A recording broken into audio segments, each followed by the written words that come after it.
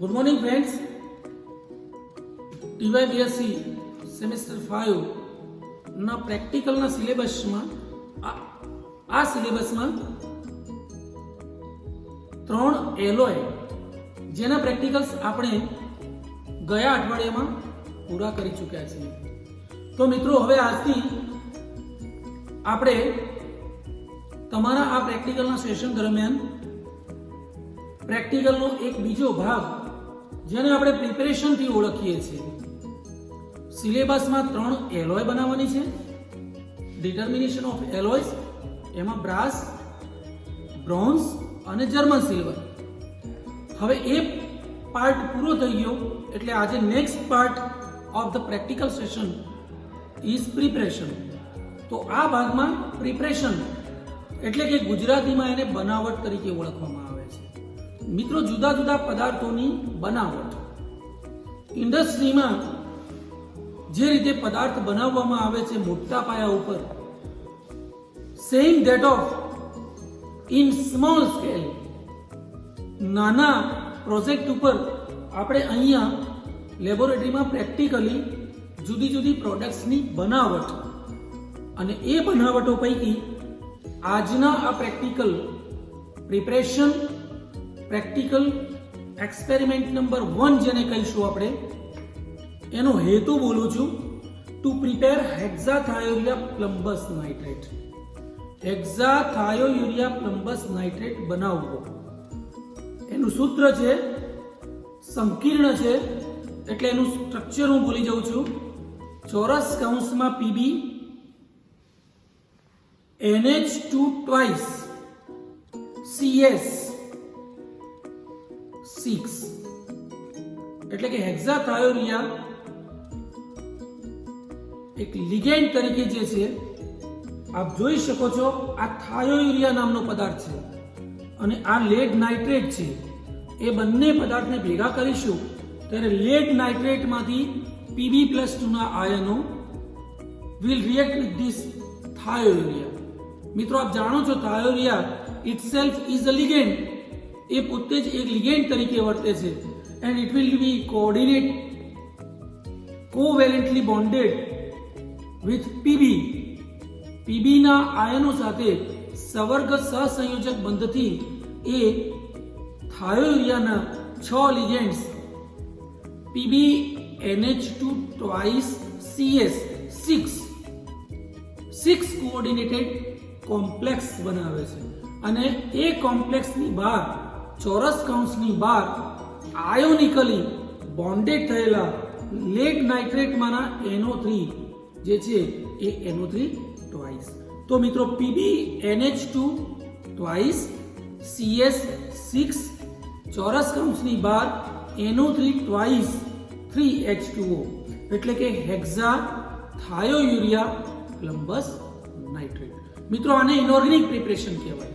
આવી ઓર્ગેનિક કેમેસ્ટ્રીમાં પણ પ્રેક્ટિકલ સેશનમાં ઓર્ગેનિક સિન્થેસિસની પ્રિપરેશન તમારે બનાવવાની આવે. દાખલા કે નાઇટ્રોબેન્ઝીન કેવી રીતે બનાવવું, મેટાડાઇનાઇટ્રોબેન્ઝીન કેવી રીતે બનાવવું. Same that of organic chemistry.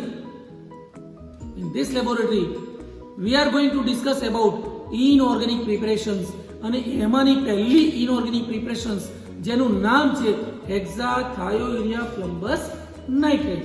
એને કેવી રીતે બનાવવું. તો મિત્રો, એની બનાવટ દરમિયાન આપણને જે પદાર્થોની રિક્વાયરમેન્ટ ઊભી થવાની છે એ રિક્વાયરમેન્ટ હું ભૂલી જાઉં છું. લેડ નાઇટ્રેટ 6 ગ્રામ જેટલો આપણને જરૂર પડશે, જેનું આપ જોઈ શકો છો, મેં વજન અહીંયા કરેલું છે. આ 6 ગ્રામ જેટલો લેડ નાઇટ્રેટ છે જેને આપણે હોટ વોટરમાં ડિઝોલ્વ કરી અને એનું દ્રાવણ બનાવીશું. ત્યાર પછી થાયોયુરિયા 9.0 ગ્રામ જેટલું થાયોયુરિયાનું એક્ઝેક્ટલી વેઇટ કર્યું છે અને આ બીકરની અંદર, બીજા બીકરની અંદર અગેન હું એને હોટ વોટરમાં ડિઝોલ્વ કરીશ અને HNO3 નાઇટ્રિક એસિડના દ્રાવણની પણ આપણને જરૂર પડશે. 1 મોલર નાઇટ્રિક એસિડ. હવે મિત્રો, એનું સમીકરણ અને એની ગણતરીઓ, આ વગેરે કાર્ય જે છે એ હું મારી PPTsમાં તમને બતાવવાનું જ છું, શીખવવાનું જ છું. અહીંયા આપણે practically how to prepare hexathiourea plumbous nitrate. Okay, તો dissolve 6 gram lead nitrate PbNO3 6 gram in 20 ml of hot water and thiourea 9.0 gram thiourea in this beaker. Again it will be dissolved in hot water, right? આ બંને પદાર્થો ગરમ પાણીમાં અલગ અલગ બીકરમાં આપણે ઓગાળીશું. ત્યાર પછી mix well this two solutions, બંને દ્રાવણોને મિક્સ કરી દઈશું આપણે. અને on cooling colourless crystals separated out. ત્યાર પછી મિક્સ કરેલા દ્રાવણને આપણે એક તપેલીમાં બરફ મૂકી અને આઈસ બાથમાં એને કુલિંગ કરવા થોડીક વાર મૂકી દઈશું. એટલે એ ખૂબ ઠંડા દ્રાવણમાં ઓન કુલિંગ એમાં કલર્ડ રંગીન અવક્ષેપ ક્રિસ્ટલ્સ મે બી સેપરેટેડ આઉટ. એટલે રંગીન અવક્ષેપ રંગીન ક્રિસ્ટલ્સ એના સેપરેટ થશે. અને ત્યાર પછી એને ફિલ્ટર કરી લઈશું આપણે. ક્રિસ્ટલ્સને ફિલ્ટર કરી દઈશું અને ફરીવાર recrystallise from 25 to 50 ml of water. મિત્રો, ફિલ્ટર કર્યા પછી જે ફિલ્ટરેટ છે એને પણ આપણે રીક્રિસ્ટલ કરી દઈશું. શેના વડે? તો from 25 to 50 ml of water, 25 થી 50 ml પાણીમાં જે અવક્ષેપ આયા છે એને આપણે ઓગાળી દઈશું અને ફરીવાર એને રીક્રિસ્ટલાઇઝેશન કરીશું. ક્રિસ્ટલાઇઝેશન એટલે સ્ફટિકીકરણ. અને ફરીવાર સ્ફટિકીકરણ કરીએ એ પદાર્થને પાણીમાં ઓગાળીને, ત્યારે એને રીક્રિસ્ટલાઇઝેશન કહેવાય છે. મિત્રો, રીક્રિસ્ટલાઇઝેશન વારે વારે જો ક્રિસ્ટલાઇઝેશન કરવામાં આવે એકના એક પદાર્થનું, એકની એક બનાવટનું, તો એ પદાર્થની શુદ્ધતામાં વધારો થતો જાય છે. એટલે આપણે એને રીક્રિસ્ટલ કરીશું.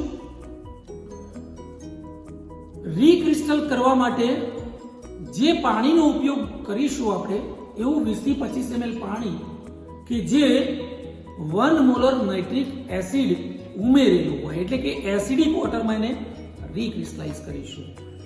ત્યાર પછી ફરીથી એને કુલિંગ કરીશું, એટલે કે ઠંડુ કરીશું.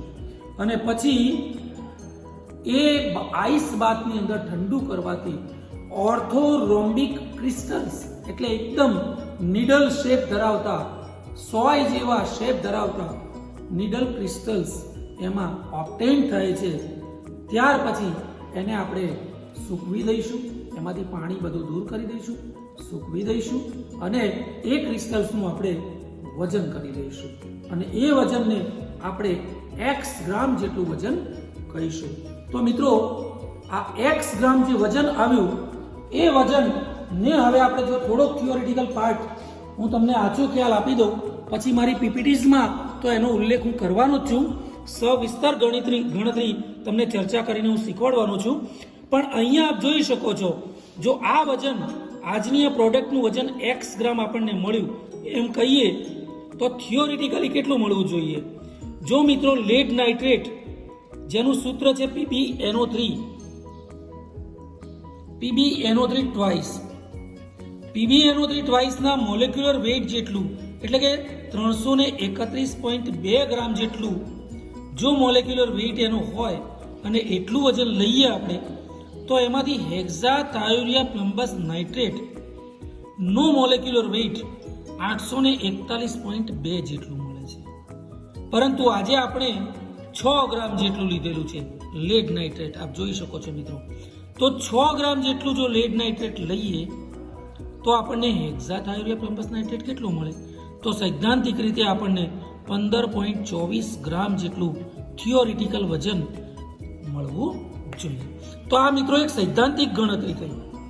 પણ આજે આપણે તો પ્રેક્ટિકલ ગણતરી કરી, તો પ્રેક્ટિકલી એનું વજન ખરેખર કેટલું આવે તો એની ગણતરી કરીએ, એને આપણે પ્રેક્ટિકલી ઈલ્ડ તરીકે ઓળખીએ છીએ. સૈદ્ધાંતિક રીતે અણુભાર ઉપરથી જે વજન આવવું જોઈએ એને આપણે થિયોરિટિકલ ઈલ્ડ કહેવાય. તો પ્રેક્ટિકલી ઈલ્ડ કેટલી મળે? તો વેઇટ ઓફ ધ ઓબ્ટેન્ડ. કોનું વજન? Dry product. તો આજે આપણને જે પ્રોડક્ટ મળી એ પ્રોડક્ટને ડ્રાય કર્યા પછી એનું જે વજન આવ્યું x ગ્રામ એ અહીંયા લખીએ છીએ. હવે એના પર્સન્ટ જે આજે વજન આવશે, આજે પ્રોડક્ટ બનાવ્યા પછી જે વજન આવશે એ વજનને આપણે પ્રેક્ટિકલી ઈલ્ડ કહીએ છીએ, આટલા ગ્રામ. આ થિયોરિટિકલ ગ્રામ છે. જો સૈદ્ધાંતિક વજન જેટલું જ વજન મળે તો પ્રેક્ટિકલી ઈલ્ડ 100% કહેવાય. જો 15.24 ગ્રામ જેટલી આજની પ્રોડક્ટ બને તો ઈલ્ડ 100% મળે. પરંતુ આટલી ના મળે અને x ગ્રામ જેટલી મળે, જો આટલી હોય તો 100%, x ગ્રામ પ્રોડક્ટ મળે તો ઈલ્ડ કેટલા ટકા? then you will get the practical yield percent practical yield 100 into x upon 15/24, that is y%. તો આ જે મળી એ આપણને પ્રેક્ટિકલી yield મળી, રાઈટ.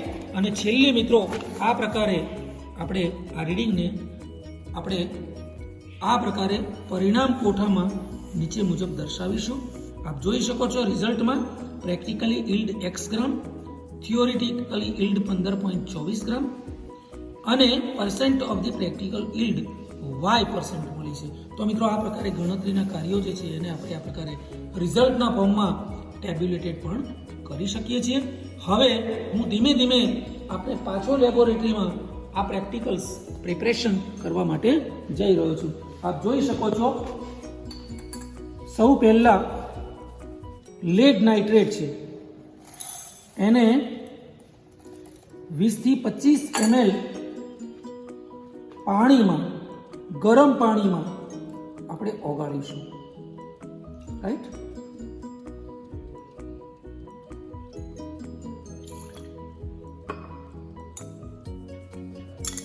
જો મિત્રો ઓગાળવાની પણ એક પદ્ધતિ છે. આપ જોઈ શકો છો લેડ નાઇટ્રેટને આપણે આ બીકરમાં ધીમે ધીમે આ પ્રકારે ઓગાળીએ છીએ. આ ગ્લાસ રોડ છે મારા હાથમાં. ગ્લાસ રોડને આપણે એવી રીતે સ્ટર કરીએ છીએ કે જેથી બીકરમાંથી દ્રાવણનું કોઈ ડ્રોપ ઉડીને બહાર ના જાય, રાઈટ.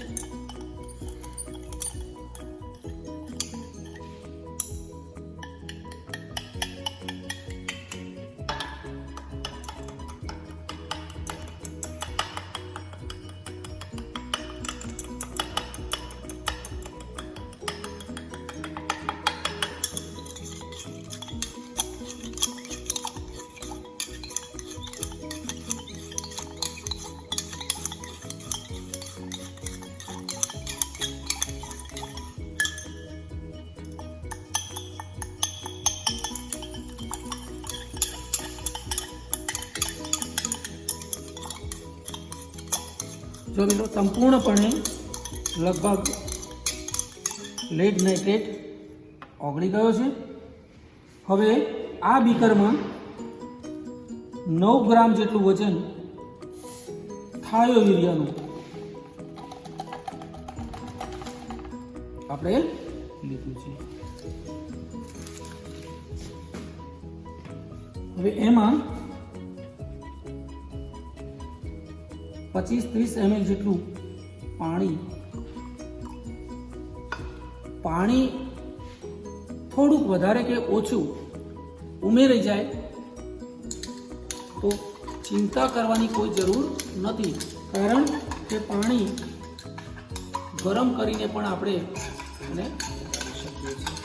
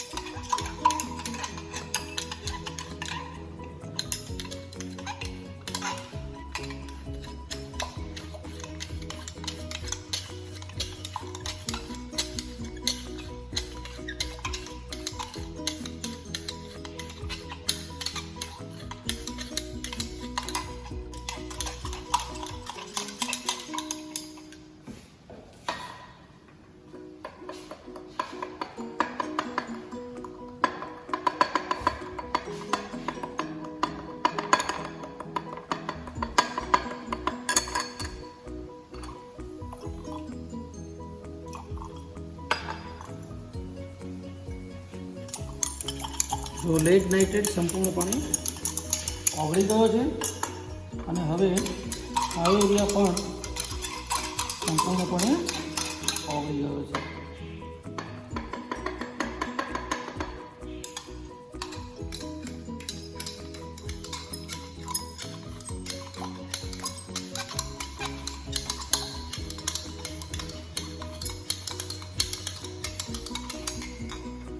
હવે હું આ બંને દ્રાવણોને કોઈ એક બીકરમાં મિક્સ કરું છું.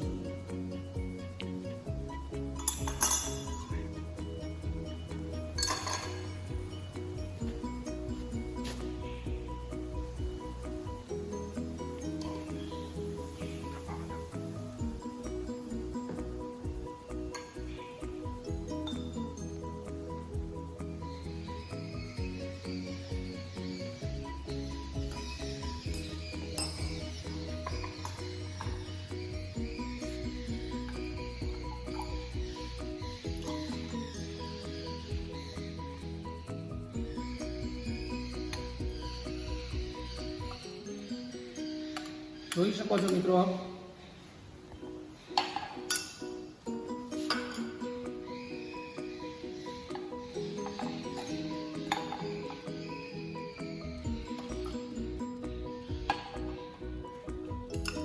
જોઈ શકો છો મિત્રો મિક્સ કર્યા પછી દ્રાવણમાં હેક્ઝાથાયોરિયા પ્લમ્બસ નાઇટ્રેટ અવક્ષેપિત થયેલો દેખાય છે.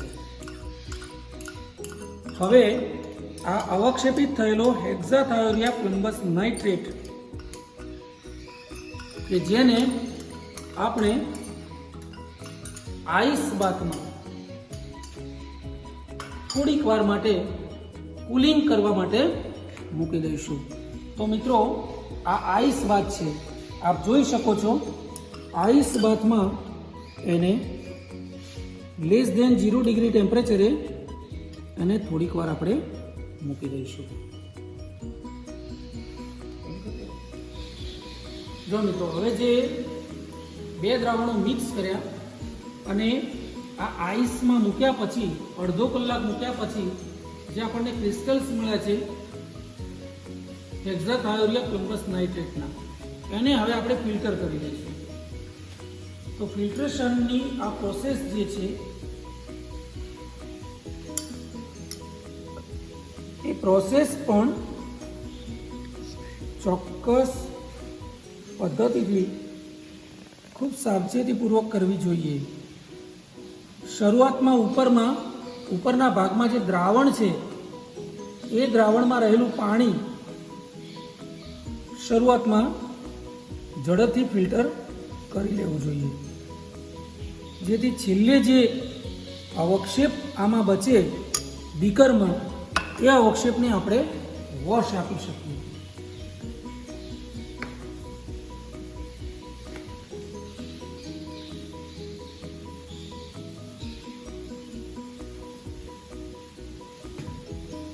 આપ જોઈ શકો છો ફિલ્ટ્રેશન ઝડપથી થાય છે, પરંતુ જો આ દ્રાવણને હું સ્ટર કરી દઉં છું તો ઝડપથી ફિલ્ટર થશે નહીં. સાહેબ પર કાઢો. જો મિત્રો હવે સંપૂર્ણપણે આજની આ પ્રોડક્ટ હેક્ઝાથાયોરિયા પ્લમ્બસ નાઇટ્રેટ કે જે સંપૂર્ણપણે ફિલ્ટરેટ થઈ ગઈ છે. આપ જોઈ શકો છો આ ફિલ્ટર પેપરમાં હેક્ઝાથાયોરિયા પ્લમ્બસ નાઇટ્રેટ.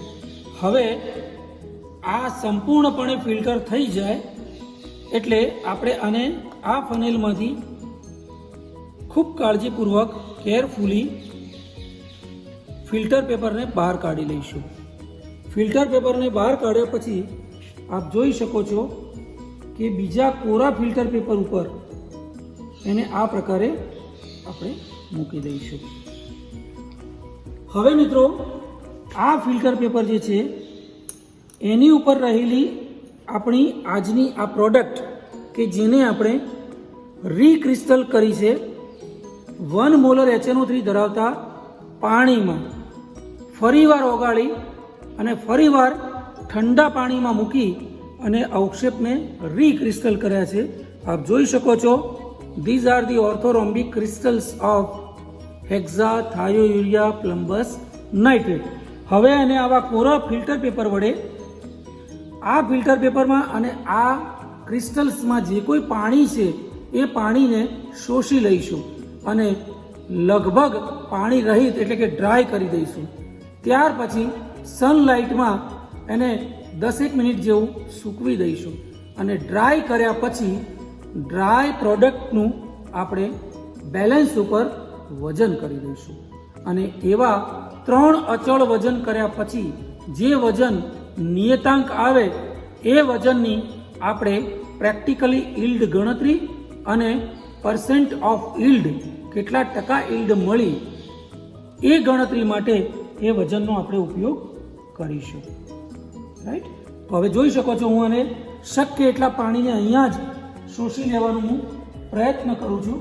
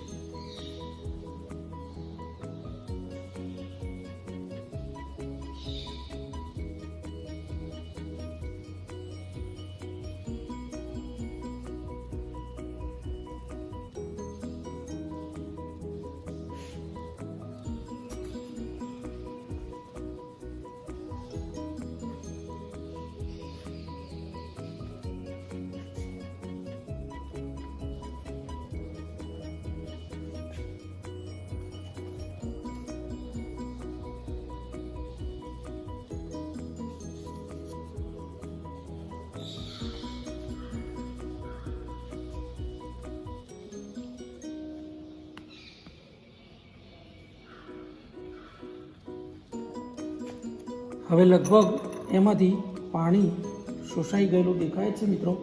હવે આ પાણી શોષી લીધા પછી આપણે આ પ્રોડક્ટને વોચ ગ્લાસમાં લઈ લઈશું. એટલે એક ચોખ્ખા વોચ ગ્લાસમાં એને લઈ અને ગ્લાસ રોડ વડે એના પાર્ટિકલ્સને આપણે છૂટા પાડી દઈશું અને ત્યાર પછી એને સનલાઇટમાં સૂકવવા.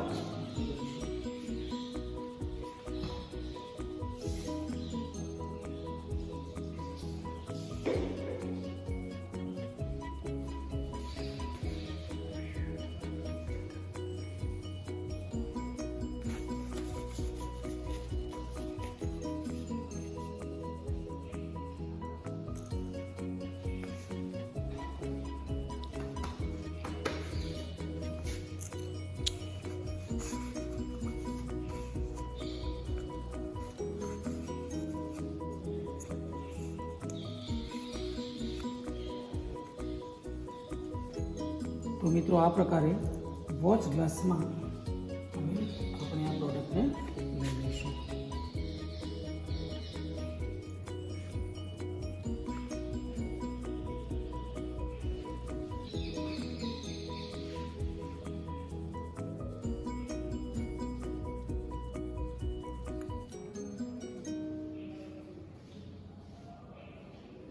મિત્રો સંપૂર્ણપણે ફિલ્ટર પેપર ઉપરથી વોચ ગ્લાસ ઉપર આ પ્રોડક્ટને લીધા પછી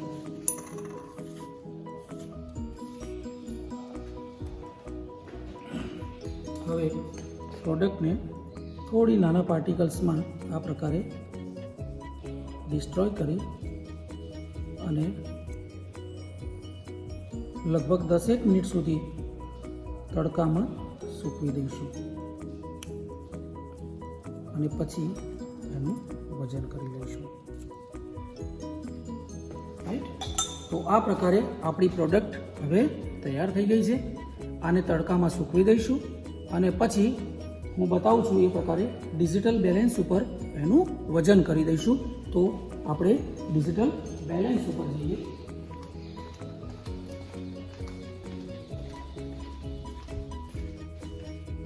મિત્રો, ડિજિટલ બેલેન્સ ઉપર આપ જોઈ શકો છો અત્યારે હાલ 962 મિલીગ્રામ જેટલું વજન બતાવે છે. એટલે હું એને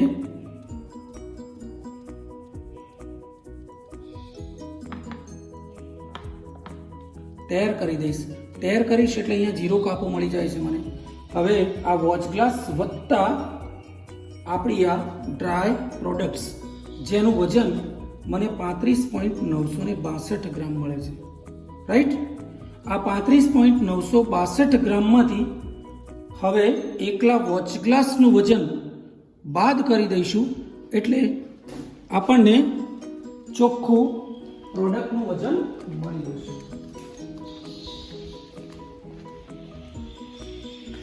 તો મિત્રો, આ પ્રકારે બનેલી પ્રોડક્ટ કે જેને આપણે ડિજિટલ બેલેન્સ ઉપર 35.962 ગ્રામ જેટલું વજન મળ્યું, એ વજનમાંથી એકલા વોચ ગ્લાસનું વજન પ્રોડક્ટને છૂટી પાડીને પછી એકલા વોચ ગ્લાસનું વજન કરીએ અથવા અગાઉથી વજન કરેલા વોચ ગ્લાસમાં જ પ્રોડક્ટને લઈશું એટલે કુલ વજનમાંથી વોચ ગ્લાસનું વજન બાદ કરી દઈશું એટલે આપણને ખાલી આ પ્રોડક્ટનું જ વજન મળવાનું છે. અને એ વજનને આપણે પ્રેક્ટિકલી યીલ્ડ તરીકે ઓળખીએ છીએ. થિયોરિટિકલ યીલ્ડ આપણે સૈદ્ધાંતિક વજન અણુભાર ઉપરથી ગણવાનું હોય છે અને ત્યાર પછી આ વજન કેટલા % યીલ્ડ મળી આપણને એની ગણતરી સવિસ્તરપણે હું મારી આગળની પ્રિપરેશનની જે પીપીટીઝ હું તમને બતાવવાનો છું એ પીપીટીઝમાં આપણે કેલ્ક્યુલેશનની થોડીક વિસ્તૃત ચર્ચા કરીશું.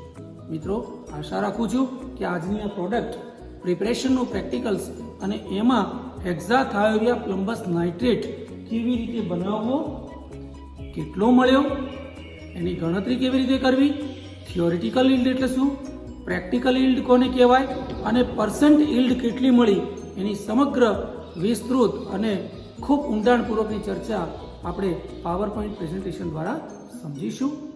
Thank you.